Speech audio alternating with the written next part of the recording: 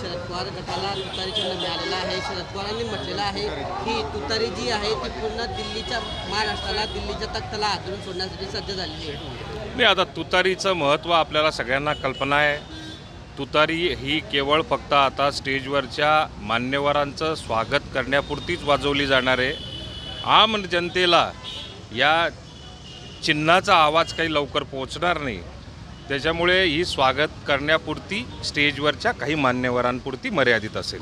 दादा, सुनेत्रा पवार आणि सुप्रिया सुळे यांचं शक्ती प्रदर्शन आहे बारामतीमध्ये, काय सांगाल दोघांच्या? बघा, बारामती जी आजपर्यंत घडवलेली आहे ते माननीय राज्याचे उपमुख्यमंत्री अजितदादा पवार यांनीच बारामतीमध्ये आत्तापर्यंत प्रगती घडवलेली आहे, विकास घडवलेला आहे.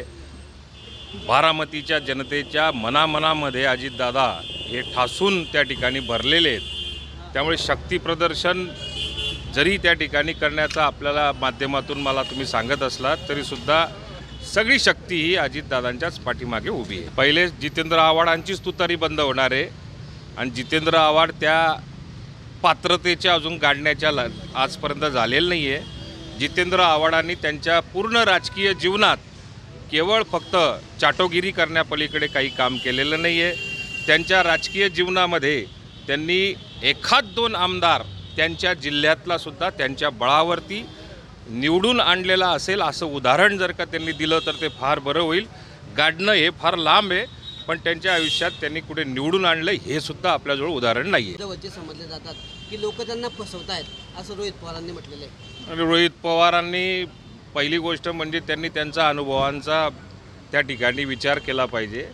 अजून दिल्ली फार लांब आहे. रोहित पवारांनी त्यांची जेवढी पात्रता असेल तेवढीच त्यांनी बोलली पाहिजे. आम्ही उत्तर महाराष्ट्रामधले जे 3 जिल्हे आहेत, जळगाव, धुळे, नंदुरबार, या जिल्ह्यांमध्ये खऱ्या अर्थाने आम्हाला कुठे ना कुठे जागा मिळाली पाहिजे. आमच्या पक्षाचं या ठिकाणी ताकद आहे. त्या ताकदीच्या आधारावरती ताकद आम्हाला परत एकदा लोकसभेच्या माध्यमातून मिळाली पाहिजे, आमची ती अपेक्षा आहे. आता खडसे साहेबांची परिस्थिती घरकाना घाटका अशी झालेली आहे.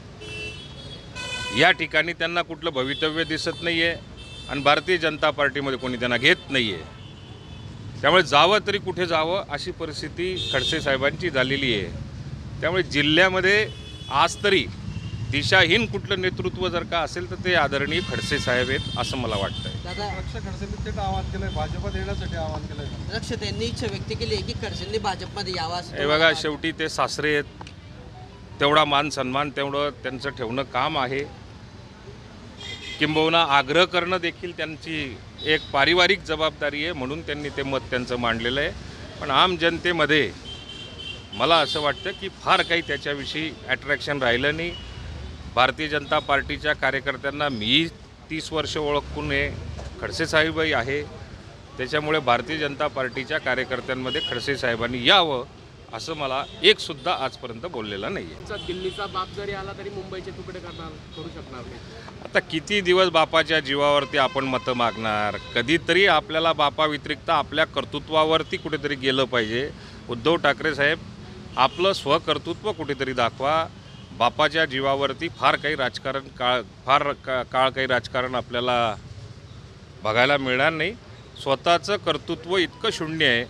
आपल्याला ज्यावेळेला राज्याच्या जनतेने किंवा आघाडीच्या माध्यमातून काम करण्याची संधी मिळाली त्यावेळेला आपलं कर्तृत्व शून्य त्या ठिकाणी आपल्याला दाखवता आलं.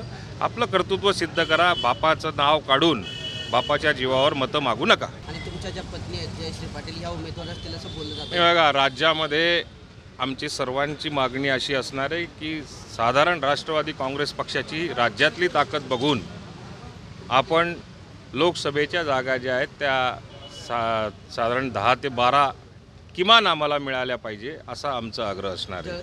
आणि त्यामध्ये जळगाव जिल्ह्यामध्ये राष्ट्रवादी काँग्रेस पक्षाची ताकद, कार्यकर्त्यांची ताकद ही फार मोठ्या प्रमाणावरती आपल्याला बघायला मिळते. म्हणजे 2 जागांपैकी कुठली तरी एक जागा राष्ट्रवादी काँग्रेस पक्षाला उत्तर महाराष्ट्रामध्ये 3 जिल्हे मिळून 1 किंवा 2 जागांचा आमचा आग्रह असणार आहे. तुमच्या पत्नी जळगाव लोकसभेचे उमेदवार असतील का? तर उमेदवार कोण असणार त्याच्याविषयी मी काही बोलणार नाही आणि त्याची काही बोलण्याची आवश्यकता नाही. ते पक्षाचे राज्याचे अध्यक्ष आणि राष्ट्रीय अध्यक्ष हे दोघं मिळून पक्षाच्या उमेदवारांच्या बाबतीमध्ये निश्चित त्याच्या बाबतीमध्ये विचार करतील.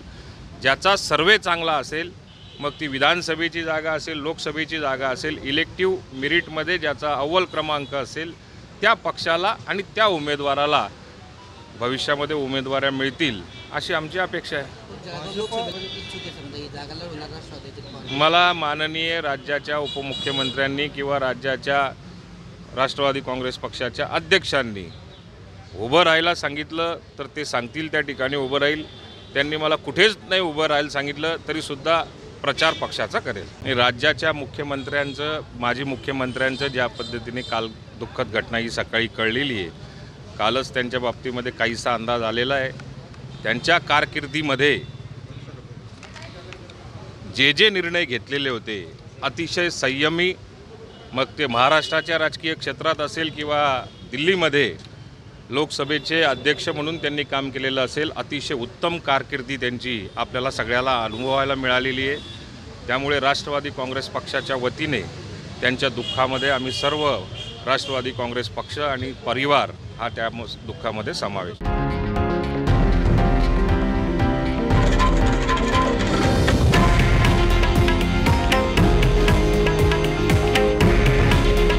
हे आहे देशातील नंबर 1 न्यूज नेटवर्क आणि आपण पाहत आहात TV9 मराठी. काळजी तुमची, हित महाराष्ट्राचं.